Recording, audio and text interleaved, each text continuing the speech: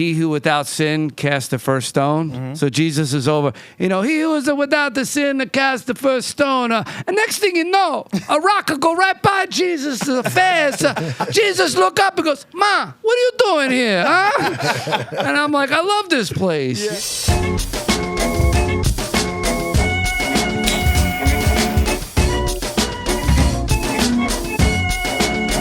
Yes, hello. Welcome back to the Pop-Up with Paul and Friends. Guys, you're here again. Thanks for being here, subscribing, clicking, whatever you're doing. I'm fast. I'm like a mile a minute right now because I'm excited. I'm excited, as you know, doing stand-up in LA, you meet a mix of people. And then sometimes you meet a guy, you go like, do I know this guy? Am I related to this guy? Do I owe this guy money? And this next guest, I think, fits that bill. Put your hands together for Rocco Stowe, everybody. Whoa. Comedian extraordinaire. Also joining us next to him on the tight love seat, Rico Graziano. It's Rocco and Rico, everybody. Yeah, we're going to be a duo. How's it going? How are you, man? Good, man. Thanks for having me out. It's good to see you. Thanks for coming out. Good to spend time with my people, man. Yeah, dude. A lot of us out here. Yeah, I know. I feel like when we met, I immediately knew you. Like you're just like you're a guy, like a guy from the neighborhood, right? Like where are you from exactly? South Philadelphia originally. Right. Yeah, but I moved to New York, and then I lived in South Beach for a while, and then I've been out here like 10 years. And now he's in Southern California. This guy just likes the South. Did you twang your voice? You don't sound Philly at all to me. What happened? Did you give it up? Did you just give it up over time? You quit cold turkey? I worked on it. Yeah. It gets worse. Like, when how you get around your friends and it comes out again. Yeah. Like it's like it sounds like a shit show. You're like, oh, you die, Yeah. Is Philly the hardest accent to replicate and also maybe the dirtiest sounding one in all of America? Probably, yeah. You think? Well, there's different regions. It's almost like you can tell when somebody's from Queens. You can tell when somebody's from the Bronx. You can tell when somebody's from Manhattan. Upper Derby. You can tell when somebody's from the Northeast. Yeah. Or South Philadelphia. You could tell the difference. I can anyway. Did you start comedy in Philly? No, I started. So I was to make a short story long.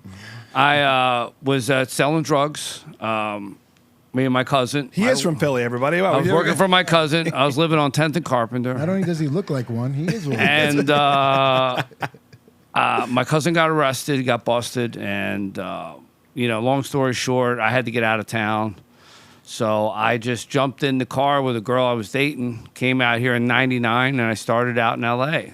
Wow. 1999. But it was like, I was just kind of doing it just to kind of, because I had like DEA looking for me, and I had like other drug dealers and people trying to kill me at the time. Damn. So I just was kind of just doing it just to get out of town.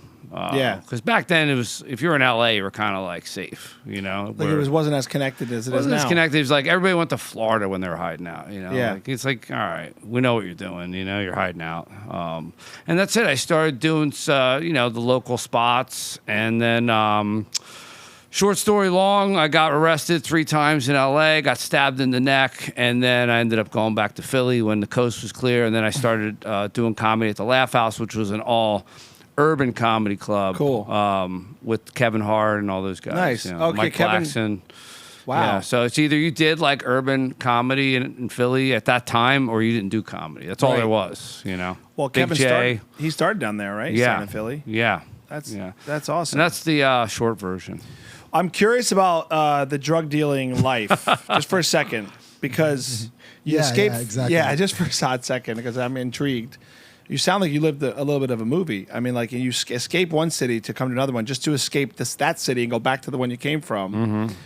How'd you get out of that life? Isn't it a true stereotype that it's hard to leave that world? Are you still dealing? No. It got out of me. I got out of me. I just, you have to be ready to die or ready to go to jail forever. And I just didn't have that belief anymore. I was just like, I don't want to go die. I don't want to go to jail. That's it. Was everyone around you? Was this growing up? Or you just like it was the only way to feel that way? Yeah, it was kind of like a coward's way out, because like the people that were doing it right were doing construction, starting businesses, laying tile, things like that, masons, and there's ways around it, But at the time, it seemed like a lot of people were making money, and all my friends were making a lot of money. I just got out of the Marine Corps. Okay. I didn't know what the hell I was going to do. I was like suffering from PTSD and things like that. And I just wanted to be around a bunch of guys with guns making money, Like, so that's basically what it was. We had like a little crew. It was like a squad, like reminded me of my squad in the infantry. And and that was it. But it got, it was fun until it got real, when there's money involved, it gets real. We had to pay street tax to the mob, and they found out we were making a lot of money, and it was fun for about 6 months. Yeah. And then it got real, and it's not something I would ever want. Now you can't do anything with the social media. It's a different. You can't. Yeah, Snapchat. Well, it's funny hearing your story too, because we just glorify this so much. Like it's so celebrated in movies. If you think about it, it's exciting. It's sexy. You're Fast and the Furious. But So- it's Hold on, no, just because I'm wondering. So when you came out here, then you got in trouble out here. Was it a whole new trouble, or did trouble? It was a whole new trouble. I was just a walking time bomb. I was just like right off the streets. I had no social skills. I didn't have if somebody looked at me wrong, I would just punch them. I didn't have and you can't do that out here, man. They talk a lot, but nobody does a lot. And I'm glad we met now. I feel like you would have punched me back. No, then. I wouldn't have punched you. I would try to work with you. And then assaulted me. then I wherever you go, there you are, right? You could do a geographic cure, but that only lasts a little while. It's funny because I lied. I got a job in Beverly Hills at a hair salon. I told them I did hair, and they hired me. It was at Ben Simon's salon next to Giuseppe Franco, and he kept wanting me to work over there. He's a famous hairstylist, but he's like, "Come work with us." I'm like, Giuseppe, I don't know what the hell I'm doing. You know what I mean? And they hired me as a shampoo boy. Nice. So I was Rocco the shampoo boy. Nice. So I went from like hustling bags of coke and all that money in the pocket strip clubs to like washing old hair. You literally, like, to your boys back home, went to the furthest possible other job. Yeah, exactly. In their eyes, you're like, now he's a shampoo boy. Yeah, Or that's a good gang nickname that would stick. The too, shampoo though. boy. Rocco the shampoo boy. Yeah, You're like, come here, I'm gonna wash your hair. But Yeah. you're really just killing people. That's like how you kill them. Yeah. Is the gold tooth from this era, or is this a later thing? Well, the gold tooth was initially right here. And you moved it. It moved to here. Yeah. You're the only friend I know with some nice. This one was gold originally, and then like I couldn't get a job. I was trying to do the right thing. I got out of the Marine Corps. I was trying to do the right thing, and then I had picked up drinking and drugging again. And then once I started doing that, I turned into the character. Sure. You just being somebody who's addicted to substances, I was living a double life, and I really wasn't this person, but I was the character was taking over me, but it wasn't somebody who I really was. Yeah. Somebody I knew about and grew up around, but it wasn't somebody who I was per se. You're like, acting out. Yeah, I'm like, this part. isn't me. I'm a nice kid. I mean, there's a good guy in there, It's like, what are you doing? When I met Rocco, he was like normal. He wasn't, as normal as normal gets for him. But he wasn't the guy he's talking about. I didn't even know a lot of this, and he's fucking great. I like your story because it's inspiring too. Because I think people who make bad decisions, or maybe bad is not even the right word, decisions that'll be self-destructive, feel like there's no other way. When you're in the middle of it, it just feels like this is all I am. There was a time where I loved it. I'm like, I want to be a drug dealer for the rest of my life. Like, I said that, and I was like, this is the best job in the world. And, I never thought that I would think different, But we change. People change. People change. And there's anxiety with every job. I feel like if you're the best drug dealer in the world, though, you got to be looking over your shoulder. I mean, look at what's his name in Mexico. Why am I blanking on his Narcos? No, Escobar. Pablo Escobar. You're a target if you're making a lot of money in that world over time, right? It's probably stressful. Well, that was the one thing. After my cousin got locked up, people were making me work for them.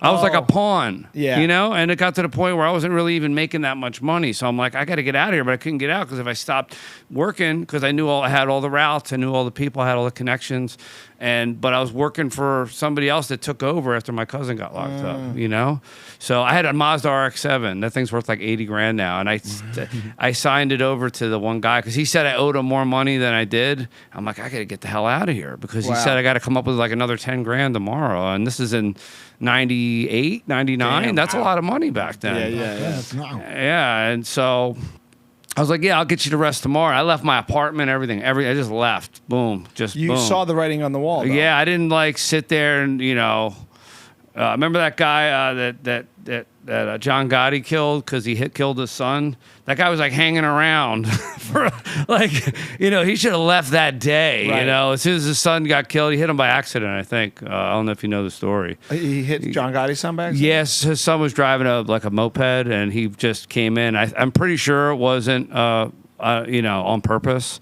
but the guy disappeared. I don't know who Did killed the son him. die? Yeah. Oh, wow. Yeah, his son died. Joseph, I believe. That's That's the worst luck ever. Yeah. You literally accidentally run over the. I don't know all the boss. details, but I just know that if I somehow killed a mobster's like that powerful son, I'd be gone within 2 minutes. Yeah. That's like there's a show out now called Your Honor with Bryan Cranston. That's the plot line. They must have been based off that. Yeah, that's right. I was just thinking the same thing. I was like, they must have took that from It has there. to be from that. Oh, they did? Yeah. Yeah, they took But that you know from what? it. In a way, you have great intuition on how to protect yourself because you left. And now look at you. You're a funny stand-up comedian. You said you do workout classes. You have a whole nother life now. I do. I work at I work and teach yoga. I teach yoga now. That I would never expect from Yeah. you. If I look at the book, Talk at the about cover, the opposite side. cover huh? the book. Yeah. I actually just finished my fourth 10-day silent meditation camp. They call them What? retreats, but it's not really. It's like a 10-day prison, dude. Like, Wow. You just sit in silence. you meditate for 14 hours a day. You start at 4:30 in the morning. You go to 10 o'clock at night. Did you like that? I loved it. What? Wait, was that somewhere like in a desert or I something? did it 2 in Joshua Tree and 2 in Yosemite. What? It's awesome. It's like the first 3 days you literally go through death. Because you're just going crazy. You're going crazy. You figure out you're just a slave to your life, to your patterns, your habits, like all your addictions, TV, phone, all that stuff's gone. Wow. And then the fourth day you feel this freedom that's like unbelievable. You know what I mean? It's like a bliss, and it's completely free. But you just have to follow all the rules that they say, and you have to work hard, And they don't want you working or anything. They don't want you like some places they have you like do chores. No, they just want you focusing on these 3 techniques of meditation. That's it. Whoa. And it's a science of mind and matter. If you're a Catholic, it'll make you a better Catholic. If you're Jewish, it'll make you a better Jewish person. If you're Indian, make you a better Hindu, whatever. It really just adds to your life in all areas. And then, like for me, I suffer from a lot of anxiety. Sure. And like I was like a little nervous today because I was coming here because I don't know if it's an Italian thing, but I hate elevators, man. Really? I can't get an elevator. I feel like I'm like, I get in them, but I don't like it, man. I don't like it. Well, I was talking to somebody yesterday about that. I was saying, if I had an apartment, I was like, the only problem with an apartment building is an elevator. Like, I would have to go in an elevator. Walk up. Walk up. But I was just, just getting an elevator every day. Do you have one at your place? You have an elevator? No, first floor. Two steps. First floor, in and out. steps, Yep. Well, we don't have an elevator here, so I hope. That's why I said I looked at it. I said, thank God there's not an elevator. You were worried. Well, Yeah. I hate to tell you, but we are going to go to my buddy's 17th floor later. But that was for the No. I mean, I'll be all right. I do it. I just don't like it. Famously, D. Martin was afraid of elevators too. He used to take the steps. So all is the Sugar time. Ray Robinson. Wow. Sugar Ray Robinson can ride elevators either. I mean, you're in this box and the thing, especially I remember seeing this girl in the valley and I got in the elevator and it's like, Oh yeah.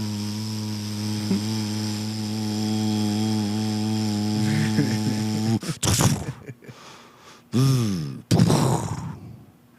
like, oh my God, it's gonna move. It's gonna move. It's gonna move. Oh my God, it's not gonna. Then, oh thank God, it's like. Dude, I was stuck in the elevator in New York City for You over did? 2 hours once. And you were fine. And this is probably the craziest thing ever. We're all going to my buddy's apartment. I had like food, wine, like getting ready for a night. We all froze up and got really nervous. Everyone didn't move, and we stayed that way for like over an hour. I want to say 2 hours.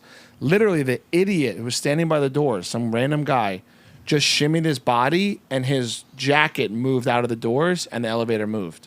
His jacket was stuck for 2 hours, but he didn't move because everyone was so nervous. Whoa. The guy in the In the elevator with us. It was his jacket. It was his jacket. Oh, my God. Like, it wasn't even a malfunction. His jacket was And in the everybody door. was cool. Nobody freaked out. Nobody moved. We were so scared, and and I remember mentally because I'm afraid of that too. I remember being like, "It's gonna be like I'm a wired optimist, which is not always healthy for me." But awesome, dude. I was like, "It's gonna be okay," but it wasn't even like the elevator malfunction. It was some stunad just like standing at the door. But that is scary, man. Like, Sometimes I want to get in an elevator with people I think that are like good people because then it won't get stuck. I'm like, oh, she looks like a really good she's really mom. nice, yeah. You know, like I'm going to get on with her. Like we'll probably move. what's you know? your go-to when you see a stranger in an elevator? Do you say hello? Do you do a No, you nod? can't talk. You can't don't. talk. Do you talk? No, but I do that kind of classic white guy, like, hey, yeah, hey. Well, it depends. Like, so if I'm at my yoga job and I run into people, I'm a little more friendlier because they might People take know my you. class or they know me. So Dude, I Well, love that's the... your wheelhouse. yeah, That's different. but normally it'll be like what floor. Sometimes I'll ask what floor, but now everybody's so antisocial. They're rushing to press the floor before you can even ask Everyone's what afraid floor. of interaction, especially Yeah. in LA. I think it's interesting that, like, if judging by, your past life and your look, I think most people wouldn't expect you're teaching yoga and going on silent retreats. Camps. Camps. Yeah, Silent it's not a camps. retreat. Camps. Yeah, it's not fun. It's So wait, it's awesome so though. What's the first word you say once after the 14? You know what's hours? funny? On the What's 10th the day, first- you can talk, right? And one of the reasons why you don't talk is because, according to like the Buddha, which is Buddha is not the name of everybody, and they explain that to you. Buddha just means an enlightened person, and anybody can be a Buddha, but very hard. And we probably will never see one, but I'm just saying. So one of the reasons is we have each person has 121 different minds and 52 different contextuals of each mind. So that's a lot of people talking as it is. So you don't want to add somebody else's 101, 52 contextuals to your mind. So they want you to have your own experience. Because if you're like, hey, did you feel that? Did you feel electric current? Oh, yeah. No, I didn't feel it. And then they start craving electric current or Right. something. And then it just ruins their experience. And also your morality has to be perfect to get the technique. And if you can speak, you have an opportunity to speak lies. Yeah. Which after you could talk on the 10th day, I lied 7 times within like 14 seconds. Right I couldn't away. right away, and I was because you're just so hyper aware of how much you lie. Like, Whoa. just little stupid lies. Like this guy's like, "Hey, can I get a ride?" I'm like, "Nah, I got to go to San Francisco." Yeah, I just didn't want him in the car with me. And instead of saying, "Hey, I don't want you in the car with me," I just want to chill out. We do fib a lot to make other people not feel as bad sometimes. Yeah. I've shed that a little bit lately, but that is hard to do. It's crazy, and you're just hyper aware when you get out of there. Are you So- still? How fresh is this? No, this was about 8 months ago. I'm probably going to do another one. It's good for comedy too. Like a comedy is an economy of words on stage, so you really have to think about what you're saying. Yeah, it's a great experience, and like your back gets really strong, which is like spine health is completely underrated. Yeah, So by the time you're meditating straight spine, like people think you're laying on your back, closing your eyes, you're meditating. No, meditation is a very difficult endeavor. You got to pass through the anger, the frustration, the agitation, the boredom. Yeah. You got to pass through all that stuff to get to the peaceful place. dude, that's so hard. But once you get there, it's awesome. God, I'm getting anxiety thinking I about know. it. My wife wishes I was on a silent camp since we've been married. She, because I have a pinched nerve right now. Yeah. And I've been trying to do all sorts of remedies. And I'm new to LA, so I try to do a little bit of weed, like to like help it. Right. And she's sober, my wife, so she, we always talk about stuff. And she goes, I'm like, do you not like that I'm trying to medicate with that a little bit? She goes, no, you get quiet. I said, great. Because I do. That makes me shut up. Like it kind of puts me in, Right. calms me down. What's it like CBD or something? Yeah, she's CBD, rubbing on it with the it's a THC in it. A little bit, but like it just helps me. Does it help? Yeah, it has something, good. but it's funny because like I'm not a silent guy. She was Oh like, no, go for it. yeah. Silence is good. But for all of us, we kind of all, could Yeah, use a like little look bit at of me, it. like I can't shut up, and if I can do it, anybody can do it. Yeah, you know what I I'll mean? never pin you to someone that like. Well, you get into it once you get there. It's like you see the purpose of it. Yeah. It's like there's actually a documentary called The Dama Brothers where they took this same technique into the worst prison in Alabama and changed the whole prison system. Whoa. Because 97% of the people that go to jail are going to get out, and they're going to get out worse than the way they were. Right. Yeah. It's such a bad system. So this gives you a tool to know how you're hurting others, but more importantly, hurting yourself. Sure. By hurting others. Yeah. And you're not aware of it because you don't have the faculty of awareness. And in India, they say human beings have a 6-inch veil of ignorance wrapped around our heads, that we can't see through. Also, the world you're talking about, it's so much survival and just. Just making reactive life. Yeah. Reactive life. Yep. Versus inner work, Have you ever been to jail Yeah. Yep. in Philly? No.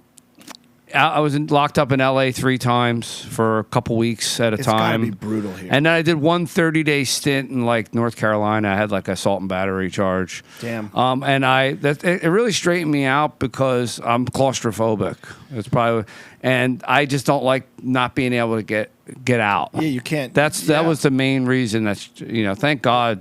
God probably intervened on me. Yeah. Isn't it amazing how people like us who don't like to be told what to do, put ourselves in positions to be told what to do? Yeah, That's literally. true. Well, now, yeah. Your worst nightmare will be like a prison full of elevators. Like An elevator prison would be your. Write that down. It's a good joke for you. Write it down. Seriously, that's a good premise. That is. Yeah, that's a great premise. Put yourself brilliant. in situations you hate. That's brilliant. Yeah. You're like, I can't imagine, especially the era I think you're talking about, like jails in LA. Like it's probably tough. yeah, I was in Twin Tower for a little while. Not that long, because it's like a holding county. But I never did like prison. I did like jail. There's a difference between jail and prison. Jail in some ways is worse from what I've been told. Because prison, you can, you're there. You know, like there's a little more of this or that. Yeah, they got TV. Yeah, Extended stays. stays. Extended stay. To some degree, I guess. But yeah, I knew a lot of the mafia guys, and they got locked up, and they liked it, man. Like my one friend was a hitman for the mob. He's like, man, I want to go back. I want to go back. He's like, people don't appreciate shit out here, Rock. People don't appreciate shit out here. I'm like, damn, dude. Well, the clout system there, I'm sure if you're in the mafia, you have more respect than because it's all criminals. Yeah. So they're like, oh, he's a big yeah. mafia guy. Yeah, especially back then, I'm sure it's not the same, but yeah. I got in trouble one time when I was in a county jail, and one of the guys who left, the sheriff's department guy, goes, "I'll see you soon." When the guy left, man. I was like, Wow. that's pretty fucked up. He was like, "Oh no, he comes here all the time. He's always like, here. He's like, if there's such thing as a regular, he's like, he's a regular. He'll be back." And I was like, wow. They're like, here's all your stuff, sir. He's like, nah, you know what? You keep it here. Yeah. I'm gonna go. I'll be back. Hold on to my belongings. La Dolce Vita. I love that movie. I got it on DVD, on Blu-ray. They released it, I picked that from the trash in New York when I was That's living such there. a great That's one of my find. favorite movies, and it's been hanging on my wall ever since. Wow. A lot of artwork I might in steal here that. I've acquired. Yeah. No, you left that. Yeah. You can't steal my artwork. Now you left it. Scorsese re-released it on Blu-ray, because That's he cool. basically took Fellini's style and made it He did. like, He did. he basically took it. So You see the new one yet? Killers? No, is it good? I'll let you see it. Let me see it. I don't like giving opinions, but I don't know. I don't know. I'm not really into new movies anymore. I'm into like the old. I've been watching more old movies. Like I've been watching. I love this scene where he's driving in the car and she's making him eat the meatballs. It's like, oh, it's the same shit that our parents would do. We're like, come on, you gotta eat something. And then they're like, it's like 2 a.m. She's like, coffee? Anybody want coffee? Quintessential Italian. Yeah. That's what I think people don't understand about Italians too. Is like what's important to us at any hour. Like I'll go to get an espresso with you at 3 a.m. Yeah. Like, coffee at this hour? What are you crazy? I'll never sleep. It's like, what is wrong with you? Doesn't it annoy you when you see people who are so wound up by dumb stuff? Yeah. Like dumb, just you seem like a loose guy, like you live loose. I feel like Rico, you sort of do as well. We're very we're all from the same cloth. Yeah. Life is short. Go with the flow. But you know, I never thought of anything because my whole life we've always drank a little espresso after dinner, right? So it was never a thing to where I thought about caffeine. Yeah, till, but as I got older, people it keeps you up. I'm like, it does. I'm like, because it seemed to put us all to sleep. Yeah, I know. We'd have a little espresso and clean up and go to clean sleep. up. That's it. That was the juice to help us do the dishes. Exactly. If I'm being honest, though, I think a lot of my Italian tendencies might be self-destructive, but I don't care. I will wince if someone goes, you know what? I'm having a great time, but I'm gonna go in. I'm gonna leave this fun to go to bed. I got a big day tomorrow. I would never. You'll never hear me say that ever. Paul will stay up. I will never say that ever. Paul will ride that day. The wheels fall off. But I literally judge. I judge people just taking care of themselves. Yeah. I go, look at this guy. You're gonna go to bed? You're gonna get a full 8.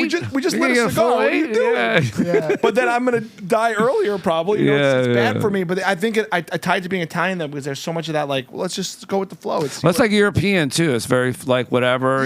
Hey, we'll figure it out. Don't worry. Don't worry. We'll figure it out. Don't worry. It is my kryptonite though, and people have that kind of what it is though. It comes down if you're talking inner work, it's control. We have this kind of disguised control that if you really let go and realize so much is not in your control, there's a freedom. Yeah. So like, I mean, I should get more sleep, obviously, but like, I know what's not mine a lot of the time. You know what I mean? Yeah, and sometimes that could be more stressful. Like, I gotta go to bed. I gotta do. That could be stress too. You know, I mean, sleep so right now I got 4 hours. Yeah. But everyone just wants to control. We all think we have all this crazy control. we don't. We don't. Nothing. But like people really, I think people who operate that way, type A, I do feel like they believe their control more than maybe how I do. Right. I don't know if that's true or not, but That sounds good. It sounds nice. I think it resonates. It makes it commonsensical. You know. commonsensical. Yeah. Yeah, I mean, what do we really control besides ourselves anyway? You know, I'm gonna stay up. I barely could do that. You doing yoga? You fucking with yoga? Funny you say that, and I'd like you to teach me. You're not fucking with yoga? Well, I want to know why I want to because I have this injury. Oh, that'll be yoga's gone in gonna- 3 weeks. Really? Yeah. Can Dude, I got come 4 slip discs in my back. You do? Yeah, I got so many injuries. Right now, I'm training jiu-jitsu 2 times Nice. a week, Muay Thai once a week. Cool. Plus, I'm doing resistance training 3-4. Wow. And then I teach spinning twice a week and cardio boxing. And then I do my own spin classes. I go for these 10-minute walks too, like at a 4-mile-an-hour pace. I try to do Nice. 3 a day. Nice. And then I'm doing this thing called the vertical diet. This guy Stan Effron came up with it. He's John Jones' trainer. All right. It's really great. You know, so you get all that stuff together dialed in. Well, dude, I would love What is, hold on, the vertical diet? Yeah, you yeah, eat yeah, everything that's- standing. No, dude, that's what I was thinking too. That's what I need to know because I know it can't be that, right? I mean, Yeah, I have a little bit of the golfer's elbow. Okay. But that's from when I first started jiu-jitsu. When you're new, you grab so hard it blew the tendons out my arms. God. But other than that, now it's fine. You know. So But- what's vertical? What's a vertical diet? It's basically like really easy digestive foods. Like I'll do like fat-free Greek yogurt. I'll do Whole foods, basically. I'll do like white rice. Yeah, yeah. But you start with protein first because protein produces satiety, which gets rid of your appetite, and it's got a higher thermal, something thermal, where your body burns more calories Totally. eating protein first. Totally. So you eat the protein first, Yeah. and eat as much protein as you want, and then add a little bit of white rice, and then I'll do some carrots or something like that. Clean. Yeah, but it'll be like lean bison. Nice. I cut eggs out because I found I got an allergy test. Okay, yeah, Where I yeah. found I'm allergic to egg whites. A lot of people are. I didn't know that, man. That cleaned it up quick, man. I was having like a lot of like stomach issues and things like that's that. good. And we're getting older, so it's like you got to watch Gotta be everything, careful. man. Yeah. The protein thing is so true. My buddy's a trainer, and I make pizza. I know you make pizza too. Yeah. And every time I text him, I go, "I'm having a pizza today." He goes, "Eat a few chicken breasts before, Yeah. so that like you don't have 1,000 pies." Yep. I mean, it's better said than done. But my pizza's pretty lean and clean, but still. I made a small one. They're getting smaller and I smaller. saw it, dude. You gotta stretch that dough. Yeah, You're smart though. You're Yeah. doing leaner. You're doing less. Less is Yeah, always healthy, you know? Because I'm going for taste. I'm not trying to like sell my pies. Your so pies look good though. You make good pizza. like last week, I got like some cherry tomatoes and I just boiled them down. I don't know if you ever seen them make like marinara in Italy. They just course. throw the tomatoes in there and Yeah. boil it. They don't do Yeah. all this like peeling. They throw the tomatoes, boil it down. They throw the garlic in there. Boom, salt, oregano, black pepper. yeah. Boiled down those little cherry tomatoes. Had nice texture. great Nice. when they do You know what I mean? Yeah. So I got the pie, tried to make it thin like a cracker, but I tried to get too much out of the little dough that I had. And also, I've been using this Italian yeast. That's what I was trying to tell you about. Oh yeah, which one? Yeah, using that. I've used it, yeah, You're not using it now. Dry yeast? Yeah, Yeah, I've used it. yeah, That's good. it's good. Now, are you adding that to your dough? When are you adding that? Well, I mix it in the water first. I get it to good, bubble. good. I do the Then I same get the thing. flour. The Bravo, double O. Bravo, yeah. Yeah, put it in there. A little bit of olive oil. Wow. My buddy's a famous chef in New York. He owns the Little Owl Okay. and Market Table. I grew up with him. His name's Nice. Joey Caponero. Cool. And he was he's pretty big. He did Iron Chef a bunch of times, but he said don't use the sugar in the water. No. He said use honey. Oh, wow. So I use I never honey heard now. that. Yeah, honey instead of sugar. He goes, I haven't had sugar in my house in years, Rock. So now I do a little bit of the honey. Oh, honey, I'll try that. And then instead of Parmigiano or Romano, I just get the ricotta and I just throw it on there because Nice. it's easier to digest than the Parmigiano. Nice. So I'm like I said, I'm trying to stay. There you go. You know. You know what's funny? When you Like a- describe Italian food, you sound more Philly. I just heard more Philly when you talk about the food, you know? Oh yeah. Comes out. Yeah. Yeah. Thanks, man. don't like that, I get do you? excited. Yeah, Yeah, you guys should have a pizza off one day. We should. See you, Well, I love following you. That's why I wanted to meet you and have you on the podcast because I followed you. I'm like, this guy's like does everything I do except the jujitsu. You do what I do. I Yeah, do. but he takes his shirt off when he cooks a lot. He used to. He doesn't do that well, he's anymore. working. He can. He earned He used that. to do it all the I'm time. gonna do it more. yeah. I'm gonna do it more Do often. more. You gotta, yeah. You gotta be the shirtless cook. You I know do. what I'm saying? Sex sells. People want to sure, see your yeah. tats. I know, but I want them to focus on the food. You Yeah, know? I know. You're It not sucks. Pizza Alright, meat. so it's I'm the whole actually package, I'm dude. actually doing a cannoli video. We're making cannolis from scratch. Me and another girl from one of the shows we did together. Oh, yeah? I forget her name. Joanne? No. She's a baker. She's like a. I don't know. We do. By the way, we all do shows together, and I think this is going to air after this happens. Well, I have Rico's doing that show for the first time this weekend coming up. No Are you way. on that this Yeah, Saturday? Saturday. No, I was supposed to host it, Oh, but I got another gig making more money, so I gotta do it. hey. We gotta do. We gotta. Oh, here it is. It's Ashley Arpel. Okay. I didn't remember her last name. Nice. So we're gonna do a cannoli making video. Nice. I made them once, but I finally got the little rollers. Oh, you know, cool. you need the rollers.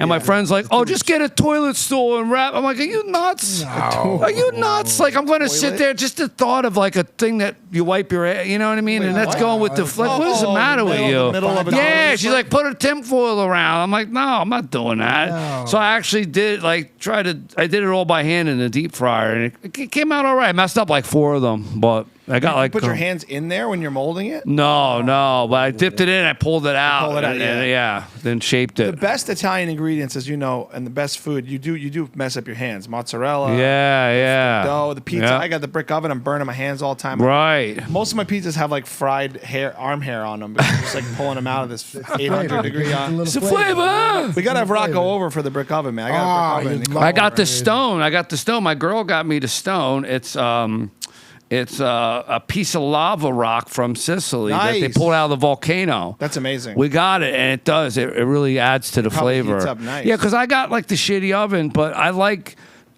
doing this. I like making stuff with like less. Yeah, you figure out what works. yeah. I like taking stuff and making it work with what I don't have. Good, You that's know, what good chefs do. That's what Yeah.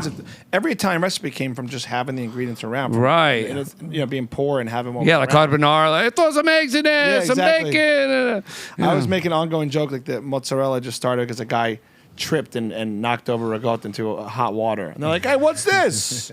Oh, pull it out. Hey, it's stretching. Hey, is that Tony Mozzarella over there? What you doing? What you got over there, Tony Mozzarella? What? They're like the cheese. Yeah. But it's funny. Let's eat this. It all spins around. Like like you're cooking now with the cherry tomatoes. You just throw it Yeah. in, so it gets all difficult. Then it goes right back to the pure, and then it goes.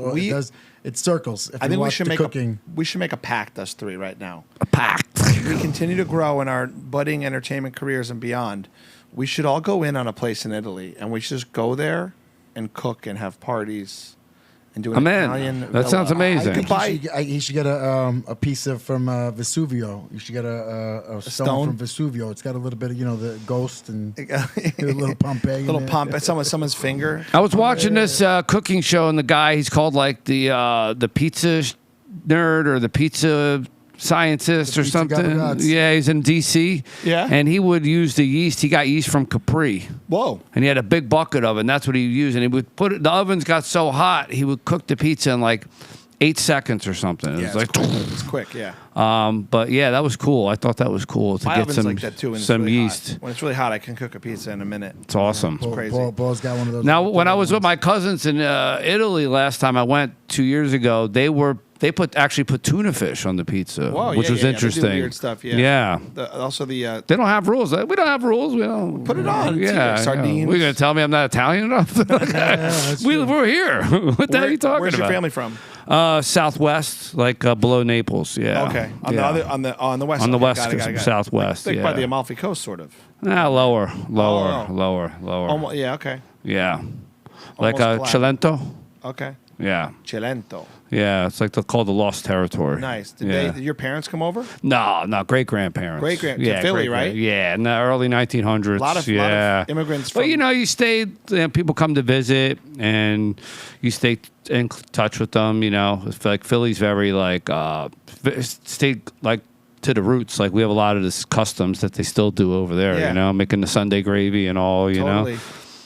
Or ragu, whatever you want to call sauce. it. Yeah, Rico and I are from the same part of Jersey. Sauce. What is sauce? Sauce is marinara. You got your basil, you got your pepper, onion, garlic, you got your San Marzano tomato. That's sauce, right? Sauce. Once the meat hits the tomato, it's no longer sauce. It's ragu. gravy. No, ragu. It's gravy. But Gravy's what you do at Thanksgiving. We're gonna have this no, it's gravy. Look up the definition of gravy. It doesn't say any. It says any liquid that extracts the juices from meats. Yeah, but what is called a gravy, technically defined. So Wait, say that again. Any definition. When does Italians ever refer to a definition of anything? We make our all the own time. definitions. We make our own Check out the definitions. Websters. Check out the Yeah, Websters. I mean, I'm just saying, just for clarity, even if you look up gravy in the dictionary, it makes sense. I'm gonna send you a report I did. One of my gigs, I did a report on literally a segment for TV on this exact topic, Really? and we debunked it. It comes down to the family. Some families, when they came to America, they wanted to say gravy to assimilate because it's an American word. Yeah, That's what it's the happened. translation of ragu. Yes. Yeah, So they that's were the closest thing, no, but gravy. There's no gravy in Italy, though. There's no actual word in Italy. Yeah, that's what I'm saying. It's ragu. So they were like, Or sugo. yeah, sugo was sauce, really. So they were like, Sauce is salsa. you're right. Sugo. Sugo is the So gravy. no. Salsa. Yeah. So they were like trying to figure out, what's the American equivalent, and let's make it. I look at sound it like American. this. If my shit tastes better than yours, then I'll call whatever the fuck I want. You know what I mean? You know what I mean? That's a great point. You know what I mean? Like when you get in the kitchen, you start cooking for 6, 7 hours, 8 hours, making braciole and meatballs and 2 different types of meatballs with beef, pork, and veal. And you're throwing in ribs and cutting them up and chopping them down and Hell throwing yeah. them in there and you call whatever you want. I guess so. You got to know you're going to sit there on the freaking chair and tell me it's sauce. Can you get in here and slave over Well, the kitchen? That's True. Good point. that's basically what it came down to, though. Is family Armchair quarterbacks, Yeah. Oh, I Italians are the hate. best at it. Yeah, I hate when people try and get involved if I'm doing the work. Like where I grew up, the men made all the gravy and the women made all the lasagna, the manigot, all the Yeah. harder stuff. They baked everything, But the men would make the gravy. Yeah. Because it's simple. If you really think about it, the men are really carrying the tradition more than the women, I feel like, nowadays. Well, that's because we live in L.A. We do all the things women used to do in the 50s. It's just it's a different. Yeah. It's swapped. It's I wear an apron at the house, and I make sure she has a sandwich when she gets home. She We gets home. definitely we are the I don't want to say the word bitches, but bitches. We've swapped. But I have a bit I'm working on that borderline gets me in trouble. Where I go like, the ideal man in 2023 is Timothy Chalamet. I'm like, sorry. So the example of a man in this generation is a 16-year-old girl. That's what we're aspiring to be. We're going backwards. It gets me in trouble though a little bit. But masculinity shouldn't be under attack. Men and women have strengths. It's good to be both. It's good But that you know what, like, the yin and the Italian- yang, Exactly. I think about it, like they're feminists, this, that. I think the Italian women did it smart because they knew they can't teach an old dog new tricks, and they just started with the kids. With their kids, because look at all of us. We pretty much, women pretty much could tell us what to do at any given time. That's true. And we listen. They weren't trying to change people at now. They were like, we're gonna raise them. Yeah. You know what I'm saying? We're gonna Our raise them grandfathers into are it. rolling over their graves. Our nonas Yeah. are like, we Yeah. did it. Yes, my brothers are like, this is the way we do it. This is how we start. We start from birth. We did it. Mama's boy wasn't a term to till we know. Yeah, the Italian boy never leaves the oh, house. Yeah. Yeah. You know what I'm saying? Now it's just a term like mama's boy. People don't realize, my father, that was not a term 50 years ago. You're right. Mama's boy. I know. I look at my nephews, it's like they're wrapped in bubble wrap. It's like they have Yeah. no muscle tone. Yeah. Nothing. Well, our generation is just too scared. Speaking of control, so many parents just think that they can micromanage life now. And the pandemic made it a lot worse. Yeah. Oh yeah. People think I don't want my kid to get sick. I don't want my kid to get bullied. I don't want my kid to get this. this is life. You're going to face it all and figure out how to deal with it. That's my take. Well, I mean, our kids, Carmela and my son Giovanni, they're good friends, and they literally play like bulls. I mean, Carmela for a girl is like a bull. Yeah. You know, she and I don't doesn't- stop it. No, Like, no, you know, exactly. what are you gonna, yeah. She just, that's just the way they are. They just, they lead with their head. Bill Burr has a new movie out, which I really related to. It's called Old Dads, a bunch of dads who are older. And it starts, there's a great scene where like a kid falls and the dad just like rubs some dirt on it. It'd be fine. And then a parent comes up and it's like, dirt? Dirt could give him a disease. You gotta clean that out. And it's exactly this idea of like the hypochondria and the kind of rough and tumble. I do think moving here, and I talk about this too much on this show, but like you strike me as a guy like us. We want our kids to have, we don't want them to be jerks or sociopaths, but they want to have a little bit of thick skin. And, Gotta get them into jiu-jitsu. yeah, you're right. Jiu-jitsu is the perfect thing. Discipline. Because you just learn how to grind. You learn what it feels like to have that friction. Somebody's on top of you. You're learning cool things. Nobody, if you know jiu-jitsu, you're going to be able to beat anybody in a street fight that doesn't know any. Unless they know it too. And if they know it too, they're not going to want to fight you because you have more respect for people. Well, my brother's really into it. He's been saying for years I should do it, but now you got got to do it. You got to do it. Come to my I'll come. place, man. I want to do yoga too with you, man. I want Yeah, to do all the this. yoga thing's really funny because I was trying to date this girl who worked at the Laugh Factory. When I first moved here, she was a waitress. And she goes, do you want to take a cool yoga class with me? And I was just doing it for the date. You know what I mean? And we go to Santa Monica and we take this yoga class. And it wasn't like, I thought yoga was all about stretching. I thought that's what yoga was, stretching. But it's not. There's stretching in there, but it's like a full mind, body, and spirit experience, sure.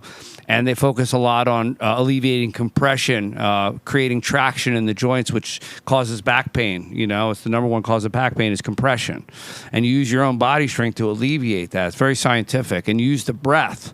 They did studies that if you close your eyes and you breathe into an area that's inflamed and you focus on that area, you take deep inhales and exhales, restorative cells come and take care of that area. That's crazy. Yeah, the breath is such a tool that we miss, even in the West, because they turned yoga into Eastern calisthenics. Yeah. But out here, this place, they were doing it right. And I walked in, and I took this guy's class, and it was amazing. So I went back on my own. I liked it so much. I went back on my own. And the guy was supposed to teach, and he wasn't there. And this old guy walks in. I'm like, who's this old guy, man? And I started judging him and this and that. By the end of the class, I'm crying. Wow. I'm crying. He's doing this meditation of gratitude. You think about your mama, your cousin. He's taking you through all the beautiful things in your life. And it was a hard class, too, physically. So afterwards, I go to talk to the guy, and I said, hey, man, I'll go to shake his hand. He was sitting on the ground. He goes, hey, can you help me up? And I'm like, man, this guy's humility, is a very attractive thing. Yeah. He should be, I don't need help. I'm the teacher, Wasn't any of that. So, hey, can you help me up? We became like best friends. He took me under. It turned out he's like the most influential American yoga teacher ever to live. Wow. And they took me under his wing. He trained me directly. That's and he's the crazy. one that got me into the silent things. He goes, this is the real yoga. Wow. The silent meditation. That's the yoga. Wow. You're not even gonna know what you're doing in this class till you do one of those. That's sick. So he's the one that got me into it. What's the stupidest thing you did to get on a date with a girl? Men will do anything. Oh, you don't even want to know. It was like hiking. You don't even want to know. Took me hiking. And I was lying. I'm like, yeah, I hike all the time. So she took me on this like intense hike, and I pushed through and everything. But I fucking might as well. I deleted a number. You went home. You're like, never again. Yeah, Why was she I like blowing pushed you her, off dude. was she blowing you off the trails and stuff? Was she? Come on. Was she? Did you pack a lunch? Did you stop and eat?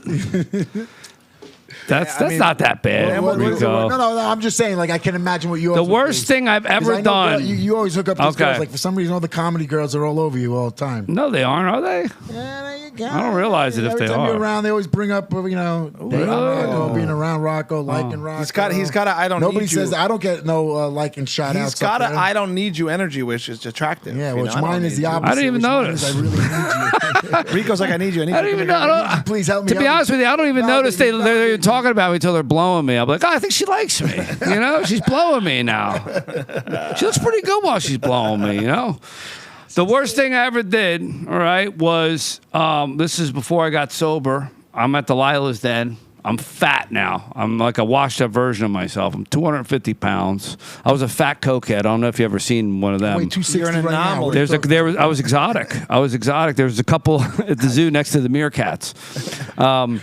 So I'm sitting there, and I never liked dating the strippers, or but I liked the waitresses, because they were like, But that's funny because you know what? My friends used to make fun of me. They're like, "You like the waitress?" I'm like, "I don't know why. I always find them I like the waitress. They take care of me, you know." Yeah, they're like good. They're around it, but they're not it. You know what I mean? right. They're part of it, but they're not doing it. They're close enough, but you can still take them home to mom, maybe. Exactly, maybe. Yeah, this is a good line. Yeah.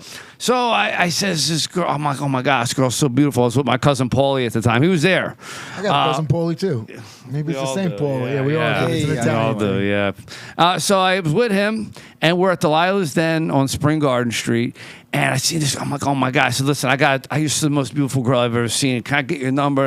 No. And I kept like pressing her. I'm like, come on, please.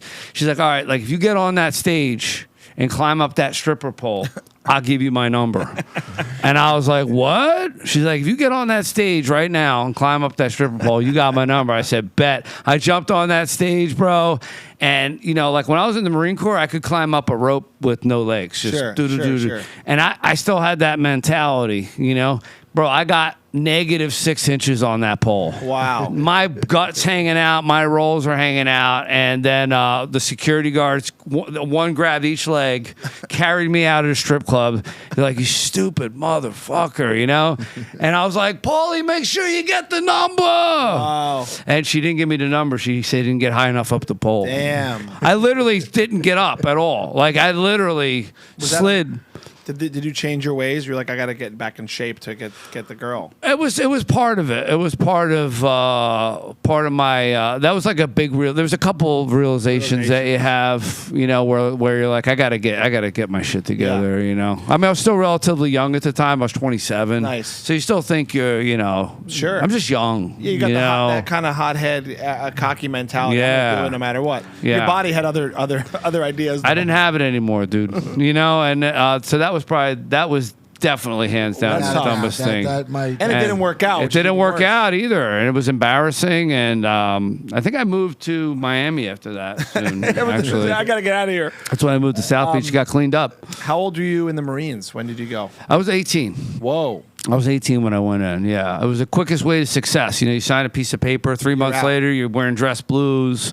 You're a success story. Yeah. You know what I mean? Planes, earlier than Planes, everybody. all that stuff, man. And so, yeah. Did you go anywhere crazy when you were there? I deployed to Venezuela. We were doing desert warfare training there. I did Japan, Okinawa, Korea. I didn't do any of the sexy stuff. I was in Cuba for the riots. Oh, wow. Which I can't really talk about because I have a case with the VA right now. Oh, no way. So, so it got a little nuts, but nothing like what they did in Iraq or anything. Sure. But enough to fuck me up a little bit, What would you say is the biggest stereotype for people on the outside about going to the Marines? Like, what do you think is like something that you were surprised about once you were there? Like in the boot camp or like the... Just in general, like we all have an opinion of it from movies. I just thought we would be doing more. Like I thought like I was going to like D-Day when I went in. Right. I was like, because I signed up infantry guaranteed contract, and I'm like, this is it, man. I thought we were going to be like on the battlefield. You wanted to fight. I thought we were going to be shooting every day, and it was just... It was like a lot of training, man. Yeah. It was super hard. Like some of the hardest, like being an everyday life of an infantryman, especially with not a war going on, is dedication, man. Because you're like, what the hell am I doing this for? Yeah. And it's just nonstop. You're not sleeping. You're not eating. Your feet are wet all the time. You're doing 10-day ops, 14-day ops all over the place. Stationed in North Carolina. You're getting eaten by every bug alive. Chiggers, they had these chiggers. They'd be all over you. It was just brutal training, and you're like, well, what am I doing this for? Yeah. And every day you got to find a reason to go to work, and it's just like, man, no sleep, wet, tired, hungry, cold, constantly. And then we would do these like 17 or 18, they call them humps, forced marches out to the field. So by the time you start the operation, your feet already feel like you have glass in them. You know what I mean? And the footwear they have is terrible. It's a lot of You know? pain and suffering. I feel like it's like rigorous. Yeah, it was very rigorous. I mean, it was a lot of fun to it too, you know, because I was in boat platoon. We'd be on Zodiacs, you know, training with the Navy SEALs and stuff. Cool. And there was like a lot of cool stuff we did. So you feel like cool because you're like, you feel like you're sitting there like 16 hours on a Zodiac boat with your dick on some guy's ass and his dick's on your ass, and you're just like so connected. We're men. You're like, this is great. I got chew like I had Red Man in my mouth, and I'm Just like America. sitting there. Yeah, I was like, this is awesome. And then you get out of the Marines, and then I was working at Wet Seal, which is a women's clothing store, and I'm like, what the hell happened, man? I fucked up. I should have stayed in, and that's when I started doing the drug deal. Yeah, but I do find also for people that young, like first of all, when you come back, people don't. I don't know if people fully respect it like they should anymore. Like you come back from that, you kind of land in a weird place. You're like, what am I going to do next? Like, don't you expect when you do that, you come back, people just are like, thank you. It should be easy for you. Isn't it hard for people who leave once you leave? It's really hard because, there's a lot of good podcasts out now and stuff where one of the things I didn't pay attention to is like, you got to find a new mission. You know, and jiu-jitsu is a really good one for vets to get into, you know. And plus, I was in the infantry, so we were just training. I was with the same guys like all the time. They're your brothers. And very rarely with women. Like we didn't see women in our units or anything. So it was all dudes. And like I know, like in Greece, in Sparta, like when you got out of the military, they would give you like 3 months of like spas and massages to kind of like. That's what they do with a 10-day retreat. On they give you one you need like a cushion, soft landing. Buffer, you need a buffer. You need something to kind of like ease you back into, because they can't just send you out in the world 10 days no talking. You're meditating 14 hours a day. Oh, here you go. Yeah, and and that's another good thing for vets to do is that 10-day silent. Anybody should do that really, because I mean. Once you go in there, you kind of pass through death. Sure. And that's what anxiety... Like, I had a panic attack so bad on that 10-day retreat. Camp, sorry. I'm talking like you now. That I rub off like that. I couldn't breathe. And I'm like, all right, well, then I guess I'll just die. Like, you just kind of accept it. You accept that we're all going to die. The thing that's really upsetting everybody is that there's this underlying... depression that we're all going to die a pretty bad death for the most part. Dying is horrible. Yeah. Like nobody dies easily. And when you get past that, it's really cool, man. I think like anything in life, what you're describing, which I'm attracted to, is you push through this misery to get somewhere bright on the other side. Right. Most people don't have. I wonder if you're training, your story in the Marines and then the street life. You're mentally and sobriety, you're like mentally prepared to get to that next level. I don't know. I definitely got deeper, I feel like, than the average Joe. But you see everybody from all walks of life in there. Yeah, you see people that like didn't know what they were getting into. And after you do the first one, it's kind of cool because you kind of can see a little bit, like, because when people eat, like it sounds like the Game of Thrones in there. They don't know what to do, so they're eating so aggressively. Their forks are smashing into the plate. Noise. Yeah, they don't know what to do, and so in that sense, I had a little bit of an upper hand, and I even had a hard time a few times. But the physical pain too, you go through. Like I literally felt like somebody was hitting me in the back with a hammer. Jeez. Like, and I told the teacher, I said, I wanted to leave. I'm not going to sit there and it's like I aced this thing. Yeah. Like I want to get the hell out of here. Like every night I wanted to run out of there. Wow. Every night.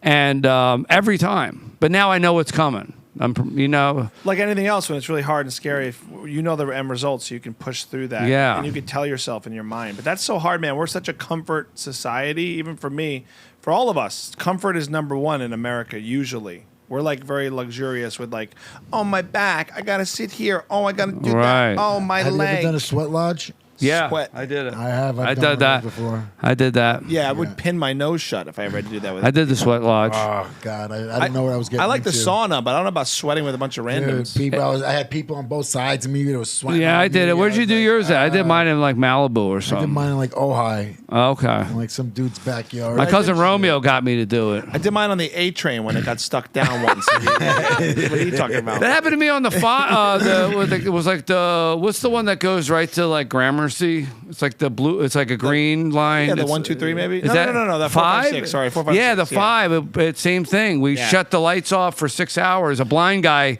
walked on the train, got his toes off. We didn't know. They're like, there's an investigation. I'm like, we got to get the hell out of Shut here. that subway down, man. That's a real sweat. That's a real life sweat lodge down there. if It's you're terrible. stuck with the power off. But to your point, depravity, is that the word? Like depriving yourself of these things, sitting on your back. It's a good lesson for me to hear too, because I have this nerve injury and like I just keep wanting it to be comfortable. But if I push through the pain, it might get better. If you do it the right way. Yeah. You do it the right way. So what happened was, in meditation, you're not going to hurt yourself. Right. You feel like it because your brain is telling you to get the hell out. So it's throwing everything at you to leave. Yeah. Like back pain, hip pain. You don't really even have it. So once I talked to the teacher and I said, listen, I got to get out of here. I need back surgery. I told him that. He looked at me so calm. He said, it's going to work out for you. And there's something about his energy, and the pain went away. That's crazy. Isn't that wild? Mental. Well, also, I just creating So it. for the 14 hours you don't eat, you don't do nothing. You just boom. No. So it's very gentle too. It's loving. Okay, it's not like this rigid thing. As a matter of fact, I was a little too. They were telling me to chill out at one point. They're like, I was like too serious. Yeah. It's a loving thing. You have to abide by the rules. But like you eat breakfast and you eat lunch, and then you have nothing. If you're a new student, if you're an old student, you have nothing after noon till 7 a.m. the next day. Oh my gosh.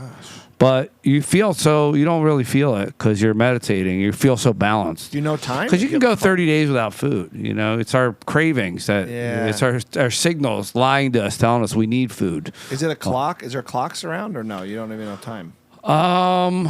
Well, there has to be clocks because they time everything. There's so you'll do you'll wake. So I'm the bell. I usually be the bell ringer. So I got to wake everybody up, which gives me purpose. So I get up at 3:45, and I ring the bell to wake all the meditators up. At 4 o'clock's wake up. 4:30 you start your first meditation. But they're not watching you. They're like, dude, this is the schedule. It's almost like Delta Force. This is the schedule. Do what you got to do. Yeah. Don't waste your time. If you want the good results, stick to the schedule. Wow. See, I would hate the feeling of like such a long, boring day and then like not having anything but the same thing to look forward Well, to. you're meditating, so it's not a long, boring day. All right, I guess you're You're practicing these 3 techniques of All right, so you're meditation. really in your Yeah, it's nuts. It works. It's crazy. Trippy. It's the original technique the Buddha taught. That's cool. 2,500 years ago, Damn. and a couple people preserved it in Burma.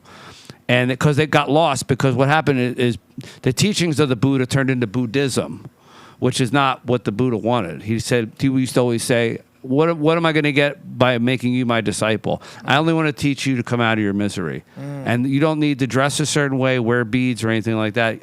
You just have to practice this simple technique over and over again. And he would take people in these camps for like 8 weeks, the same thing with the silent. But he would do it for 6 to 8 weeks. Yeah. But now they can't do that. That's how Buddhist monks are. They don't talk or they do this. Yeah, but they do long-term, the right? rites and the chanting, a lot of them. You know what I mean? Like he does it, there's no chanting. Yeah, this is just, everything's inside. You're basically observing the nature inside of you. All the chemical combustions, all the sensations. There's thousands of sensations going on that we don't even know in the body. It's like we're these antennas constantly getting information, and we can't hear it because we're distracted with We our are so phones. distracted. This, the light, TV, Netflix. I wasn't expecting this from you, but you're unlocking a I lot. was about to say, I was so excited because he's so funny. No, I I wasn't didn't think I was going to be expecting getting an education on meditation from you. A Yeah. meditation. But you're Sorry on about which that. is great. No. it's We're fucking not judging you. amazing. I'm saying this you is are something hilarious. I know that, which it's great to see both sides. Dude. I'm It's like- impressed. I Me didn't too, know, dude. I'm like, I didn't shit. know. Maybe I should go on a meditative camp or something. Yeah, you should. Everybody should do it, man. If everybody did this, there'd be no war or anything in the world. Well, to your point, we're so consumed by even me. I go on Twitter all day and I see the worst things I've ever seen in my life. I see death. I see destruction. I mean, I see everything. Yeah, and our brains are like computers, so that's just filing. And it's an addiction. You get It's an dopamine addiction, not yep. from bad things, but you want to see things. If I see a car crash on Twitter, I'm going to watch it. Like it's like my brain Yeah. is like, I'll watch it. Oh, yeah. It's crazy. That's it. I mean, and now it's our jobs to be on it. So it's like it's almost like a trap. You have to be on it or you're considered lazy. Yeah. And then when you're on it, you're addicted to it. It's definitely a drug. It's in our crazy. generation. It's like doing coke and being like, you're not working hard enough by not doing enough coke. Yeah. You need to do more. You're not doing it right. It's like, Nobody's fuck, I got to paying do coke. I don't want to Yeah. do coke. Imagine if influencers were just coke. Like if a cokehead was like an influencer and just get money for doing coke all the time. Like Yeah, that's what it's like. Talk I think about this Rogan coke. made a thing where he said his buddy pulled out his phone every 15 seconds when they had dinner. He goes, now well, imagine if I did that with a plate of cocaine. You would say I had a problem. right. You know? Right. It's so true. It's funny you're saying this. I had physical therapy. I've been doing physical therapy for the nerve. Is it helping? It's helping a little bit. And I was on my phone so much today. Like I was distracted with some work stuff. While they were doing it? No, like every time I had a second. Like he'd be like, all right, just take a quick break. I'd be like, oh, yeah. even now, doing the podcast is like my meditation because I'm Yeah. not looking at my phone. Absolutely. I did once or twice though before it. I saw you. Yeah, see? Yeah. You're probably like, look at this guy. Well, you can't stay off the phone for an hour? Like, what's Can you wrong with believe this it? guy? I You know, that's like when you go on a cruise, right? Because it's so expensive for the Wi-Fi, so your phone is pretty Well, no, much when you go on worthless. a cruise. When I go on a cruise. Yeah, I don't go on a cruise. When I go on a cruise. I've been on a cruise before. Who are you kidding? You know I'd buy the Wi-Fi, dude. You buy the Wi-Fi. How expensive are we talking? You're I only don't know, but spending you money know on what? I just don't do it because everybody's like, "Can you believe how expensive it is?" And I don't even look because it might not be that expensive, but I don't even pay attention because I just assume everybody else is saying it's expensive. But it's actually like the first really 2 nice. hours. It's kind of like you're like, oh shit, and then you realize like I don't need my phone. don't need it. Like you just leave it in the room. You know what I'm saying? My cousins have a house in the Outer Banks, and when I lived in New York, at the height of living in New York City, I would go there, and they had no Wi-Fi, and there was no service at the time, and it would be a week of nothing. Just That's the great. beach Did and you like wild it? horses. I loved it. Now I'm like so consumed. It's an escape too, you know. I mean, it is good too. Like last time I was in Italy, there was no meetings where I was at, you know, because I was on a remote island. But like, so I got on Zoom and did like AA meetings That's and great. stuff. So that was good. But you know, I'm not going to say I'm not addicted to my phone, but I do have times where I'm not on it, you know, because I still meditate every day. Wow. You know, How long is your meditation every day? not that long, like 30 minutes. I do 30 minutes of the technique they showed me, and I do like 3 minutes of like good vibes and vibrations to everything that's going on Nice. that I'm bothered with, whether it's like people mistreating animals or whatever. Like I envision the people that are mistreating the animals, like coming out of you know, their ignorance and seeing what they're doing and stopping the problem and then helping others, you know. So I'll do like 3 minutes of that. Whoa. And that's just one topic that I'm passionate about, you know. So You know, Wow. I never realized how opposite we were, bro. This is why we do the podcast. You really get to know people in here. I feel like this space, we just unlock some stuff sometimes. yeah. And you are who you are, and you have your passions, and you figured out, you know, you have your inner work, but you're still the same kid also from back in the day. Well, I You're not, like, you know, I grew up in a home that was just complete violence. That's why, like, people are like talking about bullies. My father was the bully. I used to fight a 300-pound guy like every day till I was like 9 or 10. So that's the only bully I knew, you know. And then started doing drugs and drinking at 10, 11, Wow. and then like, you know, and then I got placed under psychiatric care. I tried to kill my brother when I was 11 because he was Damn. just beating me up so much. I like freaked out and like Just I'm gonna hit him. kill this man. I start going to pawn shops, stealing knives and Chinese stars. Jeez. And then when I went after him and everything, chopped the whole house up. Tried to go after him and he ran, but they placed me under psychiatric care. But they didn't put you on meds back then. Yeah. Like my nephews had one little incident in school. They just gave him a cocktail of meds. Yeah. So I feel really blessed that I have this opportunity to be like completely free of no Right. medications, antidepressants. And I feel like I'm just lucky because I never knew that was an option. You know what I'm saying? Well, now that's such an option. Well, it's not necessarily a solution. Sometimes it helps people, but it's more of a Band-Aid if you Over need a to do bullet real wound, work, I heard, right? yeah. Yeah. It works for a little while, like 6 months to a year. In my experience, from what I see now, I'm speculating. From what I see, it works short term. But like, who was doing that joke about it the other night where like, this is the only country where there's so many. Is this depression, anxiety regional? Why is it only in the United States? Right. You know what I mean? Right, and, right. and South Korea, really. That's Right. it, you know? Well, it's funny because I was going to bring up drugs because when I was in the ER for this, the American healthcare system just goes, all right, it'll go away, but here's some Percocet and some muscle relaxer and just take a bunch of that and hang out. The solution now is just, no, really. I believe it. I'm laughing out of identification. The solution Yeah. is just like, here's the drugs, just Yep. figure it out.